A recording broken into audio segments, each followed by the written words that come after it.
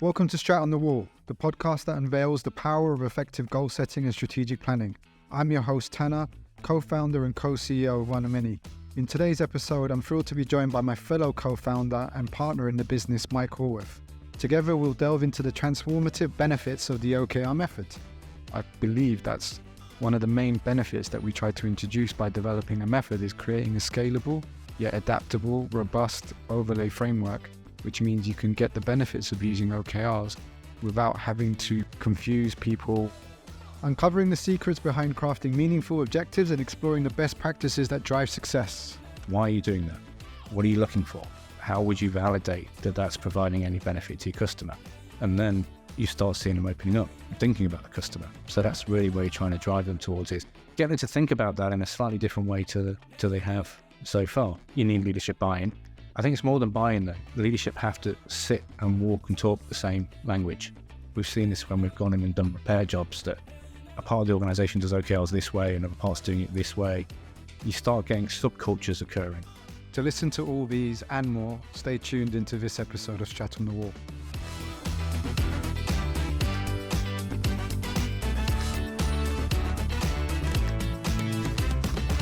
Welcome everyone to our very first podcast from One of Many. We've called it Strat on the Wall. The reason why it's called that, nothing particularly fancy or imaginative. Our offices are on London Wall and our business is all about strategy. So we decided to put both of those things together, being the creative cats that we are, and we called it Strat on the Wall. I'm Tanner Kapucu. I'm one of the co-founders, co-CEO of the business. I am joined by my business partner, fellow co-founder and fellow co-CEO, Mike Horwarth. Hello. Yeah, welcome. We've been running One of Many now for the better part of 3 years. It's a very new, young organization. And you know what? We wanted to jump on the same bandwagon as everyone else. And we thought everyone else is out here talking about what they do, but we rarely ever talk. We don't tell anyone about what we do, probably because we're doing so many hours every day working till God knows what time, that it felt appropriate now, because we've been 3 years in, we've got a lot of experience, we've worked with clients large and small. I think we have something to share, and I think we've got something decent to talk about, particularly around the topic of strategy. And more importantly, not how it's created, but also how it's implemented. And I think that's what we wanted to focus on in this first episode, was really looking at again, thinking of sexy episode titles is not really our strong suit. So what I've got down on a piece of paper in front of me is implementing a strategy management framework in an organization, which is a bit of a mouthful. Rolls off the tongue. It does, isn't it? It's immediately captures the attention. But what we're really talking about here is how to just bring this stuff to life, how to make it real for the people in the teams, for everyone in and around an organization at whatever level. Strategy doesn't need to just exist at the top. That's the problem, isn't it? Yeah. It exists everywhere. One of our founding principles is the idea that strategy is derived. It does come from somewhere, but another principle we add to that is that strategy exists at every level, because everyone has the opportunity to be able to influence it and deliver against it. So we were going to talk about that today. We're really going to talk about how to implement this stuff. We were going to kind of cover the structures and the approaches. So like more of the technical stuff, right? This is where we get to put on our SME hat and talk from an expert perspective on these topics. What we also wanted to do was introduce the OKR method. So that's something that we both co-authored, and what we've been pretty much implementing into a lot of organizations over the last few years is how to take the ideas about OKRs, which are just mainly written in book, and it's all very good theory, but how to actually bring it to life, because it's one of like the number one pain points that we hear from our clients is we've read the book, but we just don't know how to bring this to life, or we've tried it and it doesn't quite work the way we expect it to. Because naturally, these ideas, when they come into organizations, they hit different barriers, and barriers come in the forms of silos or department heads. It can manifest itself through people, process, technology. The challenges can exist in different places. So we designed a method to help, because that's what we do as consultants and as transformation agents. And our background has been in transformation for the last 15 years. This is pretty much our bag. It's the thing we do. So we wanted to bring all of those experiences to bear. So we'll kind of be walking through all of those things. So Mike is the technician between us. He's the business architecture guru. So I think it would be best if Mike was to kick us off. Mike, what is the OKR method? What is this mythical thing that I've just explained for the last 5 minutes? I think you coined it actually, didn't you? You said it's a lightweight overlay framework for an organization to implement and adopt objectives and key results. And I think romantically, we're just following on from what you said, it's how we met, wasn't it? In one of the first companies we were working to transform, they were adopting OKRs, and everyone had read the books and got the ideas and the concepts, but doing it for real, everyone really struggles at it. They have people coming in from different directions, different ideas and different thinking about how to do it. And all of a sudden, rather than having something that's aligning and creating engagement across an organization, you've got the opposite effect. Very much so. I think that's everything we've seen, because it has been a few years. I'll be honest. I didn't mention how long it's been at the start of the episode, but it's been a considerable amount of time. We've known each other now for the better part of 7 years, and it's consistently been the issues, right? We keep seeing this over and over again, and it's part of the challenge is people they treat it as a thing in of itself rather than something that can coexist. So people try to replace OKRs. So you hear this argument a lot, right? OKRs are here to replace KPIs. So you don't need to install one thing to replace the other. Both of them can coexist, which is the ideas of an overlay framework, isn't it? In the sense that you can put this you can dress it on top of what you've already got. It can coexist with the other business performance tools or metrics, whatever else you've got in the business. This can all feed off one another to create a nice little ecosystem. There are some competing ideas, and it's mindful of the red flags, but this can exist with other things. And I believe that's one of the main benefits that we try to introduce by developing a method, is creating a scalable yet adaptable, robust overlay framework, which means you can get the benefits of using OKRs without having to replace or confuse people with different terminology, language, or systems and approaches. Well, it speaks to what you were saying before. It's very reductive. I think people implement OKRs in quite a reductive way. Just replace this or take KPIs and now do OKRs. And they don't think holistically about what OKRs are actually going to do to the whole organization when you implement it. Well, it's funny you say that, because I think that's that principle of how reductively people may implement these things. We teach a lot about this topic. We talk about the implementation of strategy and a strategy management lifecycle, and how typically a lot of initiatives, when they come into business, will start off as outcomes, but then they eventually become deliverables, they become projects. And implementing OKRs, you can pretty much imagine the irony of it is you're building an outcome-based system that reports on outputs, but gets put into a company because it's come from someone up on high that we need OKRs. So therefore it becomes a project, and then it becomes a set of deliverables and tasks. And then it just becomes if you look at the data on the internet as well, so we look at intent-based data, what people are trying to understand, all of the data suggests everyone's Googling how to write OKRs. Or, the new thing is ChatGPT. We'll use ChatGPT to write our OKRs. Not really understanding actually what we're trying to do through this. It's a process of creation. It's a creative process in and of itself. Not a way of just expressing the activity that we're doing today. So we're missing the essence of it by taking these approaches. And it's very much, it's taken as the skill is in the writing. Write an objective and write some key results, and that's it. That's all we need to do. So remember that when we were places, like for example, when we were a rather large retail bank, and that was the same thing. It was, you've got 1 hour, get your OKRs written out, and everyone just writes it out. We're going to, by the end of this quarter, we'll have rolled out this application. We're going to increase this service. We're going to test X amount of something. Well, what's the point in that? You already know that information through delivery data that you've got. So actually getting to understand what's the impact, what's the business value that we're going to create by doing that, that gets completely missed because, well, we're writing OKRs, so we must be doing OKRs. And that's the biggest challenge I think everyone's facing, is writing OKRs is a very, very small part of doing and living and breathing the essence of what OKRs are supposed to do for an organization. Isn't just the writing of it. Well, you miss all these other benefits, don't you? I mean, like I've heard that comment about ChatGPT as well. It's a fantastic tool and it's very, very helpful for sure. But you do miss everything. Like the benefits of OKRs comes in the alignment, the focus, the communication, 100%. the transparency in the conversations between people, right? Because strategy is very difficult to communicate and it's very difficult to be understood. The accountability part of it as well. Like if you're not talking, if you're handing off the accountability to an AI to write something for you, then how invested are you going to be in it? Exactly. The AI can assist you and help you in writing it, but it really shouldn't write it for you. Well, it's the same thing as Googling, like give me an example of engineering department's OKRs, and then you take them and you pass them off as your own. Completely misses the essence of what the exercise is about. It's about that level of communication as a team of people. How do we get together, actually communicate what we want to do? How do we take accountability and ownership for that?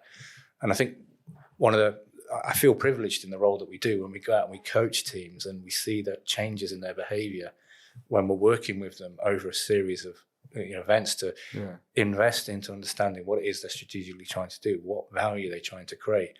Huge change in the behaviors, isn't there, and how people behave and what they do. It reminds me a lot. I often like to lean into metaphors and I like to look for examples inside and outside of our industries. But I remember working with developers and they would always say to me that the actual coding was only about 20% of the work. The other 80% was going into the thinking and problem solving and trying 100%. To make sense of what was happening. But the other examples that come to my mind, like a comedian is on stage, right? And their act looks very natural and normal, but we don't realize the hours that get spent into drafting and writing content. Similarly, when you look at someone like Usain Bolt, I think there was some statistic that Usain Bolt has professionally over 15 years of his career only ran 2 minutes. Yeah, something like it. Crazy, that stat. Yeah, and we see the gold medals and we see all of that, but we don't see the hard work behind that goes into training, the 15 years of grueling diets. I view strategy in the same way. Everything we do internally, everything we do or clients do internally for themselves, this is all the background stuff that their customers won't see, that shareholders will have some influence over but won't see. It's that thing that we're doing every single day, that groundwork, which is setting us up for success, right? Because all we see is the bottom line when companies publish their results for the year. No one sees that the investment of time that goes into creating the right strategies to make sure that the companies are doing the right things in the first place to serve them is a big, big effort. And communication is probably one of the most expensive things. It's very expensive. And that's one of the biggest challenges lots of people have with implementing OKRs. And the amount of times we speak with leaders when we explain how much effort you need to put it up front into OKRs. And there's only a bit of a shocked look from people of, really? Do we have to, what would we be doing in that time? So, because again, I think strategy has only been done by leaders. They disappear off for, their away days at the end of every year and they have half a day out in a nice hotel somewhere and they create strategy. They come back and they tell the whole organization and everybody forgets in 5 minutes. There's so much good research out there that people don't know what the strategy of an organization is. So they don't actually know where they're going and they don't know why. So when you're doing it within a team, for example, creating OKRs, you need to put some time and effort into it and make it exactly. Event. But that's the thing. No one actually, well, I say no one, I'll take that back. When we're talking about what the key considerations would be when anyone's trying to start out with using our OKR method or even just trying to implement OKRs in the first place, where we said just now that communication is expensive, is because the investment of time required is high. It is high. Right? Communication attributes the time because you need to spend time talking to people. We've been in certain scenarios where we get the odd, can you teach us how to be OKR experts? Can you teach us trainer techniques so we can do Remember it? That one when we had it, can you do it in an hour? Well, they always end up with an hour. Yeah. And that's all you can get with leadership. It's 1 hour to understand the framework, the structure, the approach, the way of writing, the outcomes you're looking for. No. It's an immediate red flag. Yeah. And that investment of time is something that I think a lot of companies have to take into consideration, especially now, given that the current climate, your strategy is not as rigid as it used to be. No, changing all the time. You need to be highly adaptable because the amount of data that's available and the amount of insight and the relationship between company and customer is so close now. It's probably the closest it's ever been for quite a long time. To be able to act on immediate feedback and to be able to pivot is a company's single biggest strength. Yeah. a lot of the way that things are set up, though, they can't do that, can they? You can't pivot because you're running long programs of work over a period of time with X amount of investment. You don't release incrementally value. And I think this is one of the other things that OKRs do that I don't think it's really, you don't see a lot of literature about this. It doesn't get talked about a lot, but I think it massively helps people to be able to slice up value, to think about what are we actually going to deliver. If you run to a quarterly cadence, for example, you really start getting into a position where you can actually start thinking about, well, actually, what's the benefit we're going to realize in the next 90 days? How do I bring these ideas forward? So if I'm working on something, the old way we used to do programs is you get the benefit in 18 months or 3 years' time. So we go to Agile. Now we're doing Wagile, right? We're just releasing stuff every month or every 2 months, but it doesn't go to the customer. It's just releasing the software to be ready to go. So if you can actually do something now and deliver that value earlier, get it out into the hands of the customer, even if it's an MVP, I think OKRs really focuses people on that journey to think, okay, how do I really test this hypothesis? So how would you advise someone, if I was one of those kind of clients at the moment, how would you advise me to craft the objectives that I need to write? I think a lot of time the first problem people have is that we're reverse engineering a previous baked solution. So you just start with a question of why are you doing that? So ask questions rather than give advice. Why are you doing that? What are you looking for? How would you validate that that's providing any benefit to your customer? And then you start seeing them opening up and thinking about the customer. So that's really where you're trying to drive them towards is what's the early release of value that we can do? And then trying to get them to think about that in a slightly different way to they have so far. Because mostly we're thinking about delivery and execution and tasks and activities. So it's okay, we get this, and now what? So I've got this thing and it's been done, and now what are we going to do? Well, we do the next thing. Okay, do we want to know whether that thing was any good? Well, it's not for us to judge. We just got to do the work. So it's good. Well, would you be interested in learning a little bit about whether that was adopted by your customers or not? Well, we would actually, yeah. Is that a good sign for you? So again, you can start just drilling into really what is it they're trying to achieve? How would they know that they've got there? And it's a totally different conversation to doing stuff. It's now actually validating whether that stuff was any use. So it's much more open, a bit more facilitated. Yeah. And then you can see people thinking, it's like, oh, I've not thought this way before. I've not, so a good example, working, lots of organizations are going on data or cloud migrations. And it's very hard because these things take a long time, and it's mostly about the idea of deploying new applications or software into the live environments over a long period of time. So get one done, move to the next, etc. So working with a team recently, start asking the question of, well, how do you know if it's successful? Is that in a financial institution? Yeah. It's very interesting because they believe going to cloud will have all the big picture stuff, of course, reduce costs, etc. But some of the things down at the bottom was, for an engineer, what's the benefit for the engineer that's getting this service? Because they're ultimately the person who's using it. Whilst the chief executive gets to report to the board that they've reduced operational costs, the engineer at the ground is the one that maybe suffers if you get a crap solution or you get something that's not fun, not usable.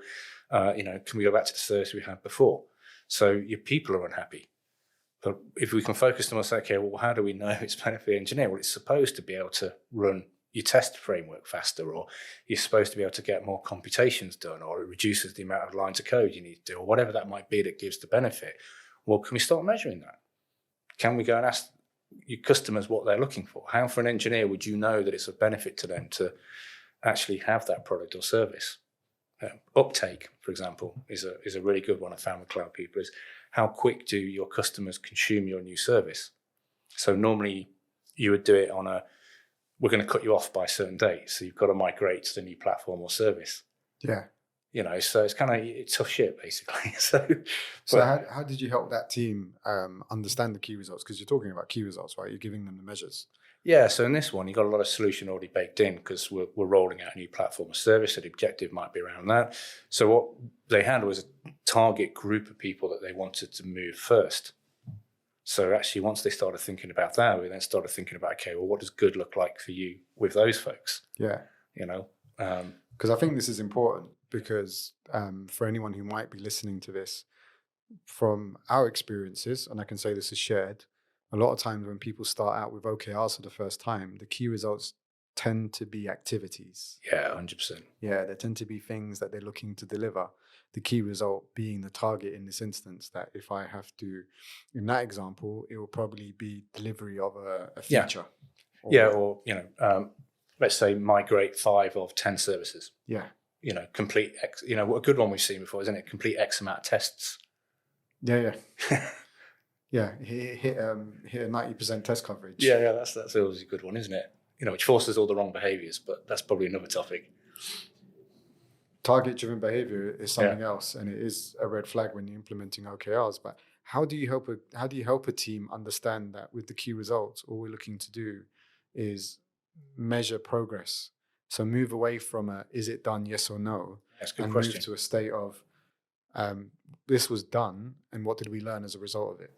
That's a really good one, is asking about the learning. So a good thing to do is do that whole idea of future forecasting. What we're good at saying is we're going to deliver X and Y by a certain date. But what we're not so good at saying, well, what's the change in state? What will the world look like in 90 days? So I've got this new thing. What does the world look like? For first, people are a little bit stumped by that because it's quite an open question. But you think about it, so well, if you can't do it for yourself, what about your customers? Give me an ideal customer. So let's say, Tanya, you're my customer. I've got to put myself in your shoes. It also creates empathy, by the way, which I think is a great thing to be doing. Empathy for your customer is what's better for him? How's his world changed or her world changed? And then you start working back from there rather than working forward from the solution. So work back from the value that you think the user or the customer, the recipient of the benefit you're trying to gain, what's in it for them? And then you work from there. Yeah, walk in my shoes is always a great thing, isn't it? To be able to step into a different, to look at a situation from a different perspective.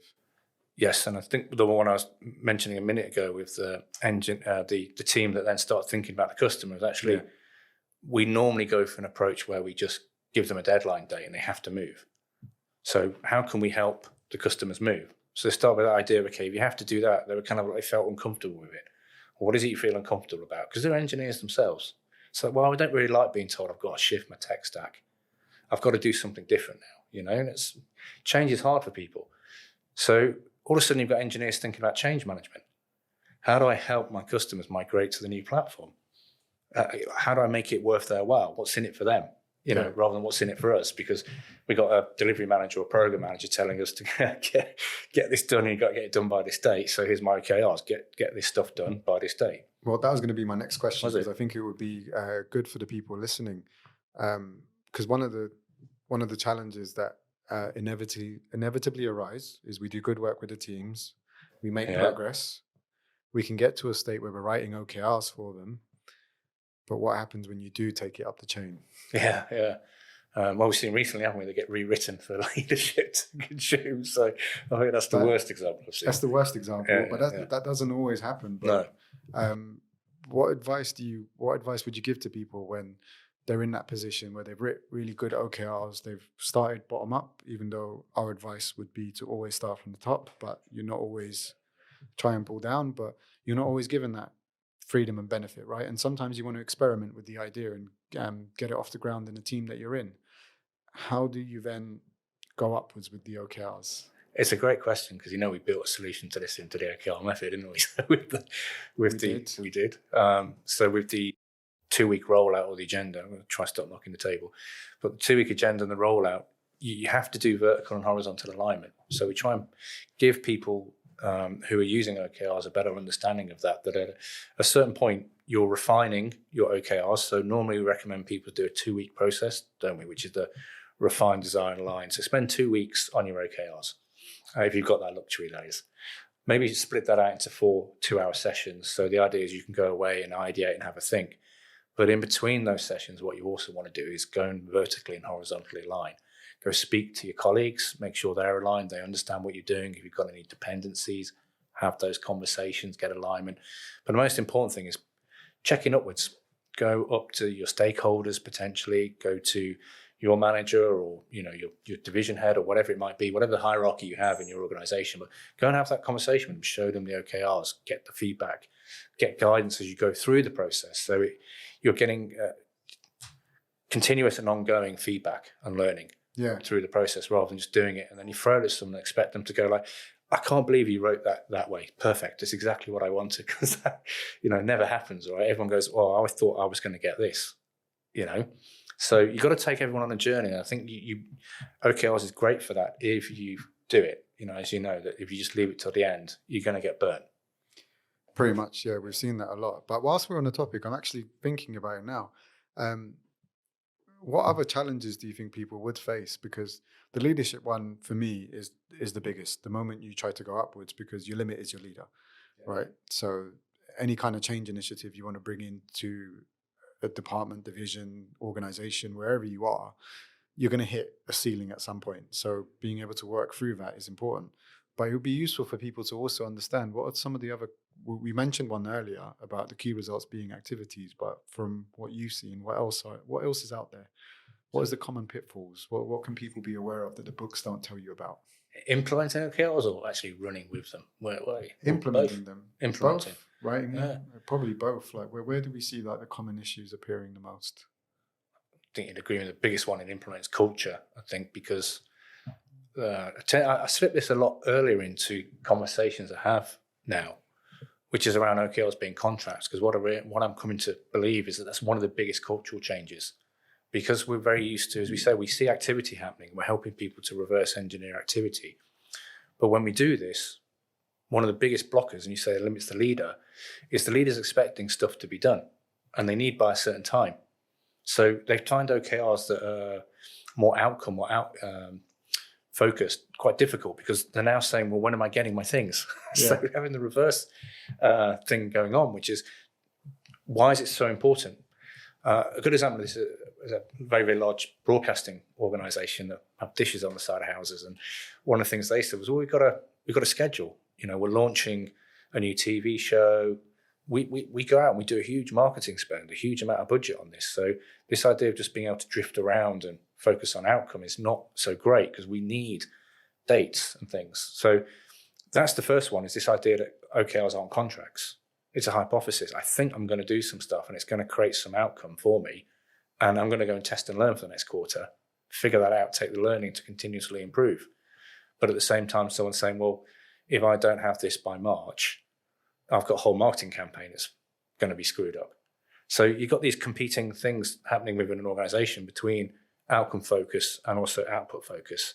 So that's the first thing I think you have to lean into to understand, is what's the domain. So meet the customer where they're at, or, you know, as an organization, I'm speaking to you directly as a, you know, person in the team or leader, understand where you're at, understand what are the important things for you. So you may need some element of activity OKRs, that pragmatic view, you know, because that's the environment you're in. Well, I think what you're saying, what's coming up for me now when I'm hearing you say it, is what's the purpose of OKRs in the context that you're in? How do you want to implement them? Exactly, right? Because, some people want to performance manage their organization with them. Others want to use it as improvement drivers. You've been in some of them, haven't you? I've been in some of them, yeah, for sure. Definitely had quite a range of experiences up until now. But so culturally, yes, culture is probably one of the biggest factors. It's one that we don't talk about a lot in terms of its adoption, but it's something that I think a lot of the OKR platforms out there are trying to make you feel like OKRs are easy. You know, that's part of the secret sauce, isn't it? That's easy to do this. Okay, I was just write an objective and a key result, but actually it's going to have a huge impact. If you do it properly, it's going to have a huge impact on your culture. Unless you're already, like we said with the OKR method, the idea is there's a lightweight framework to overlay. Yeah. That if you understand your culture and you understand what you're looking at of OKRs and you implement it like that, it should work for you. Because what you do is you put in the guardrails. So for example, if I come into your organization that has a marketing cut-off date, we've got billboards all around the country, I can't lose this being delivered for me. Well, you may be okay with then having OKRs that are focused on activity or deliverables, right? And then I'm getting a measure or a report that's letting me know how close or how at risk that is. That's okay. But it's the learning, isn't it? So you can put in 50 million for a marketing spend, but if you're not taking the data and then analyzing to see what the actual impact was on the customer, because again, even in those types of projects, the delivery is the main focus, not so much the learning. Well, you might have two types. I always forget what the other one. What did Google call? Committed? That's it. Committed. So you've got aspirational, committed OKRs. Yeah. So that might be all right in your organisation, because then normally when we work with those type of companies, we reflect on the culture and say, well, look, a good thing to do is get a barometer. So have a look at how many of your OKRs, well, how many of your key results really are aspirational and how many are committed. Because then you can get a good balance for like, actually what's going on in the organisation. You can say like 50% of the stuff that we chase is aspirational. It's hypothesis driven, it's innovative. 50% is more focused on helping us to achieve deliverables and outputs. I mean, that might be okay. But you may be a very, very tech savvy product company that's new into the market, innovative, trying to disrupt. You're looking for product market fit. What you probably want to be doing is really understanding the outcome you're trying to create. So I would probably go in a little bit more to where my natural stance would be. I don't know about you, but is that OKRs should be aspirational. They shouldn't be about outputs. So again, I think that's the cultural thing. You've got to understand your culture, be comfortable with it, and then design the OKR system to make sure it's reflective of that. And you may find that you're able to see change in the organization or culture change as a result of OKRs, but observe the system first. And that's something you've always taught me. Look at the system, see what it's telling you. Yeah, seek to understand. We talk a lot about this idea of first trying to make sense of your environment, understand what's happening in it. What are some best practices do you think we would advise people? Oh, that's a wide question. It is. But when we're talking about implementing OKRs, let's just assume that there is some things which are already... I think something you've got to do. I think that... Let's just say you've got leadership buy-in. Leadership buy-in is a great one. Unless you just only... But if you're happy working in your own team. What would be some best practices you would advise to people? Yeah. Well, it's a good question. I think that's one of the ones is if you want to do it in the whole organization, rather than as an experiment in a small team or something, which is fine. You need leadership buy-in. I think it's more than buy-in though. Leadership have to sit and walk and talk the same language because it's very important. Otherwise you get different pockets of people assuming that OKRs are doing different things. And then you end up again with it's almost like a malfunction in the system. We've seen this when we've gone in and done repair jobs that a part of the organization does OKRs this way and other parts doing it this way. You start getting subcultures occurring. So that's the first one. And slightly tied into that, I would also say you've got to understand what you're trying to get out of it. So why are you using OKRs? Because if you're using OKRs because Google did, or because it's the latest fad on the ground, then you're going to have a problem. You really need to understand why you want to get it. If you really want to move towards value realization, focusing on outcomes and impact and understanding your customers and the value you deliver, I think right now there is no better strategy management framework than OKRs. So, but you've got to decide that's what you want from it, I think, because then you can actually then proliferate that through the organization, get that messaging out to everyone. This is what we're really trying to do. Otherwise, we've seen down on the ground, haven't we, that lots of people think it's just more, what's the word I'm looking for? It's bureaucracy. More bureaucracy, more bureaucracy. What else is the one that people complain about? It's more management sort of overhead. Management reporting. Bullshit. Yeah, I mean, bullshit, waste of time. Where side of desk activity, it's just like I've got OKRs to do. The product owner goes smash it out in a room somewhere on his own for half an hour and then just spit it up the food chain to get someone off your back. Well, I think that leads into a bit of advice I would like to give people is we spoke to this idea earlier, but another thing is don't rush it. Yeah. Best practice, if you think this is a compliance activity, then that means you'll do the bare minimum for it.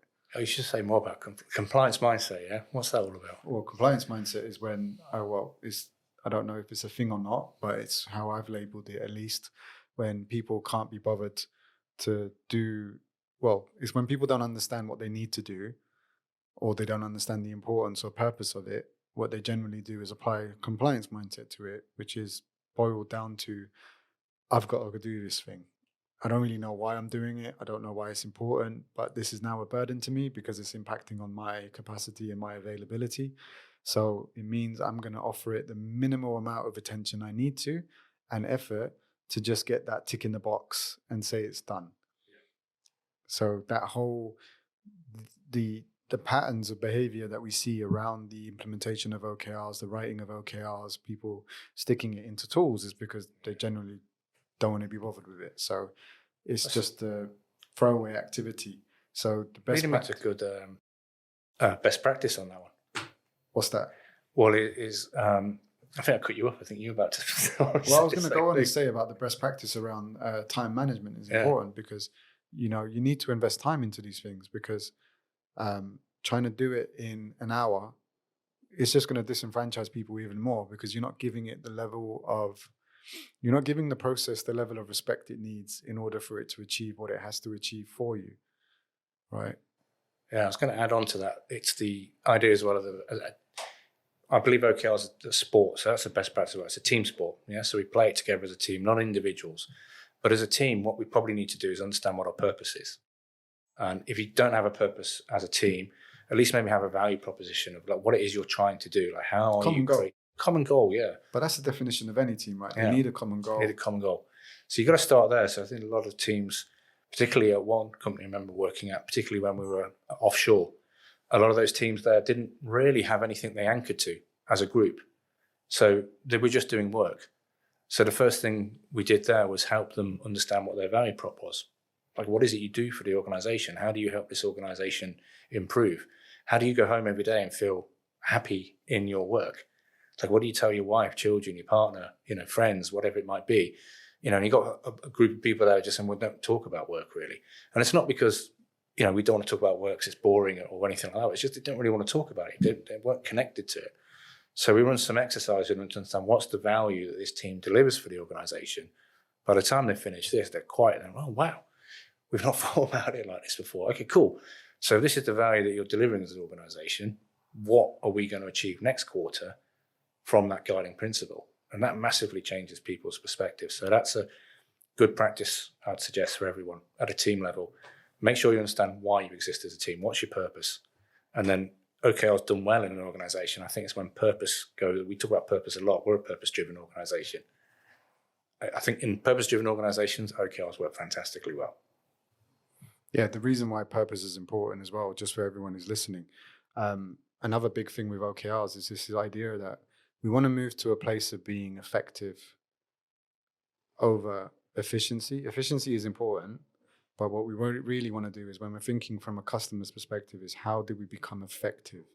And the only way you can measure effectiveness is if you understand the purpose.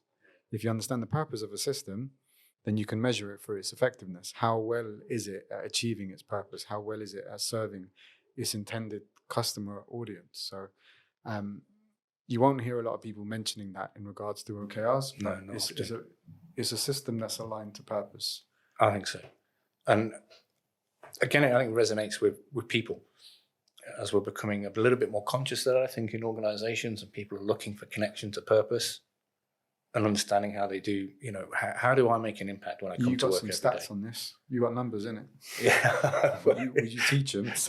Yeah, I always forget to get it wrong. And you put it on, you commit it to podcasting and someone's going to, drop a comment saying you got it wrong. But there's a lot of good statistics out there that talk about, particularly with brands that are purpose-driven, that especially as the generational changes are coming along, for those of us listening, and for yourself, you've got children, the more aligned to this thing, aren't they? They get it a little bit more. They're growing up in this world. Well, all the data that we look at tells us that, doesn't it? People, purpose-driven companies are outperforming more traditional organizations. People are willing to spend more on purpose-driven companies. Yeah, they are.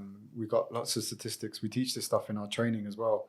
Microsoft, about the 10% of their ideas are the ones that work, and the rest are just experiments. Yeah, I think that speaks to the other one, which is the culture thing, isn't it? So the purpose. It's the culture, but it's how OKRs have become so prevalent over the last 30 years as well. It speaks to the history and why these ideas are now starting to have a bit more gravitas to them, and they carry a bit more weight in conversations, because you're hearing top execs now talk about outcomes. You're hearing middle management talk about outcomes. Well, it's moving down. I think that's the interesting thing, that you remember when the Agile movement first started, one of the big things that came, remember now, David Arcade, is it David, not David Arcade, he's a film guy, but David L. Marquet. Marquet, that's it, yeah. If I've said it right, yeah. Submarine guy. And, it was this idea about pushing... Naval captain, I think. was pushing information to the point of decision-making, to the point of information, and intent-based leadership, etc. That really started seeing that a lot happening in the organizations. But it's quite difficult. So we can come in and we do transformation work, or agile coaches are there, and you're going in and talking to teams and saying, we're going to empower you. We're going to push, decision-making down to you. It's very hard to do that because the decisions are getting taken somewhere else. So I think where OKRs come in, it's absolutely fantastic, is that we're now aligning ourselves to purpose and to intent through the OKRs. And then we're allowing the next set of people to say, okay, based on the information we have, we think this is the way that we're going to be able to help you. So I think a lot of those changes you're seeing in what people's expectations are at work OKRs brings to life hugely. That's why I like it, because I've seen the inability to deliver on some of the promises that we made. How many transformations have you done? You come in with a lot of good intent, but the system itself isn't set up to allow those things to happen for you. But there's a Deming quote like that, isn't there? About what does the Deming quote say again? A bad system would always beat a good person. Yeah. Something along those lines. But we see it enough in the work that we do in transformation. Everywhere. Yeah, OKRs again, I think really help support and fix those problems. Mike, I think this is a topic that we could be talking about for hours, but I'm conscious of our time and conscious of the people who are listening and their time, and want to make sure that this is meaningful for them. So if we had to recap, we spoke about the OKR method. We spoke about the benefits of implementing an overlay framework, giving people the guardrails, but not to the extent that it removes creativity. I think it's balancing that out more successfully than some of the other ways of doing transformation and change has done, I think, so far. Yeah. We spoke about some of the pitfalls and challenges, stuff around leadership, right? Talking about getting that buy-in. Yeah, keep ducks in a row. Yeah, leaders being the limit, doing your horizontal, vertical alignments, making sure that you get the right people, essentially taking them on the journey, as you were saying earlier. And we spoke about time. Time came up a lot, right? Yeah. There's a big commitment in OKRs. And if you're going to do it, you've got to be prepared for that from the beginning. The results are great, but it's like anything, if I go to the gym for 5 minutes a year, I'm not going to be very fit. No. So you won't. I don't know what you'll be after 5 minutes in the gym, to be honest. You say you'll be a tourist if you only did it for 5 minutes. Yeah, but that's what a lot of people are doing. They're touring around OKRs rather than actually doing it. We also spoke about best practices, and I think there was some really useful ones there to share again, where we spoke about the challenges being around leadership. The best practices is, if you can get your leadership, get them bought in, but not just bought into the idea to say, okay, I approve you to go and do this, but actually take them on a journey. Yeah, you have to. If you want to do top to bottom. Yeah, because you got to be in it to win it, as they say. Yeah. Same when you play the lottery. You got to be in it to win it. If you're not in it, then you can't win. Yeah. We've got some background noise here as well, which is probably prompting us to finish soon. Well, when the cleaners arrive, it's time to go home, right? Yeah. Go to the pub. It's nice and sunny out here on the Wonderwall. That's our cue to leave. That's our hours, isn't it? We know when we start hearing the Hoovers, that's when we know that we need to leave. So, final thoughts. This is our first podcast. This is the first time we've sat in a room and actually spoken about this. It's been fun. It has been fun. Need to brush up on my stats. Brush up on your stats. I think surprisingly, we don't probably get enough time to talk. We don't actually get to talk about the things we create, which I guess is the purpose of this podcast. We were talking about purpose earlier and how it's important, how important it is. It's been fun. It's probably worth reiterating to people that the purpose of this was us just trying to share some of our experiences. So, 100%. I think we've both got an idea we really want to share these things, and there's not a lot of good information about OKRs out there really in the wild. If you Google it, there's a lot of bad stuff out there. So similar to people want to write in OKRs in ChatGPT, all you hear is about, I did OKRs and my company made 200 million. But no one tells you how. No, they don't tell you about the war stories. They don't tell you about the experiences on the ground. So I would like to hope that we can use this forum to help share some of those stories, because people don't like to. We got wins, but I've got some failures as well. So. So it leads to the culture and behaviour of OKRs as well, isn't it? You mentioned it earlier, Microsoft, where I think Microsoft and Booking.com did some really interesting research on it, where something 70% of the initiatives failed. That's great, because the company's realising that that a lot of the time we are inventing. Again, I'm going to get it's not a stat but a quote wrong. I think it was Edison invented the light bulb 1,000 times before he got there. So I kind of really like these ideas, but it's not safe to do that in organisations. It's not safe to make those payoffs. Jeff Bezos said, if you ever invest into 1,000 things to get that one win, I'm okay with that. So we want to create a culture of failure is okay. So I guess that's part of the spirit of what we're doing here, isn't it? Very much so. I'd like to think that we're making it safe to talk about these things. Yeah, exactly. It's not going to go right. Yeah. Well, even this is an experiment for us, right? I mean, the podcasts are part of an OKR that we have internally. So we might be able to share that We will share that at some point, I guess. Yeah, I think we may work towards publishing our OKRs on our website so people can actually see ours and see how we do it. Oh yeah, 100%. I think that's definitely Part of our ESG drive. It is part of our ESG drive, and we want to be sharing those things. So I hope people do tune in and listen again. So it's probably worth thanking everyone. This is our first time we're doing this. I've never been in front of a microphone before, so this is we'll see what makes it off the cutting floor. 2 minutes. So for anyone who's listening to this for the first time, I'm Tanner, joined by Mike. Hey. Co-founders of One of Many, co-CEOs. If you wanted to learn more about us and find out more information on what we do and how we do it, you can visit our website, which is www.oneofmany.com. One of Many is spelled one as a number, and then O-V, and then the word many. There is a nuance and a whole history to the name. I'll happily explain it next time. Failure story we can share. Buy the URL before you name your company. Yeah, buy the URL before you name the company. That's like business tips 101. We might need to do an episode on that as well. You can also find us on LinkedIn as well. So same name, One of Many. TikTok. You might get confused when you see our logo because you'll think it's 10v many, but it's One of Many. It's always been that, but get it. We probably need to do a rebrand at some point. We do have some social channels. We are on TikTok. We like to post there a lot about some of the culture that we have internally because our strapline is that we like to do consultancy differently. So we're a growing organization. We're still young. So we're trying to grow on all these platforms and share more. So I'd say website, LinkedIn, find us, drop us a message. You can find myself and Mike on LinkedIn as well. Please connect, reach out. Happy to talk about OKRs.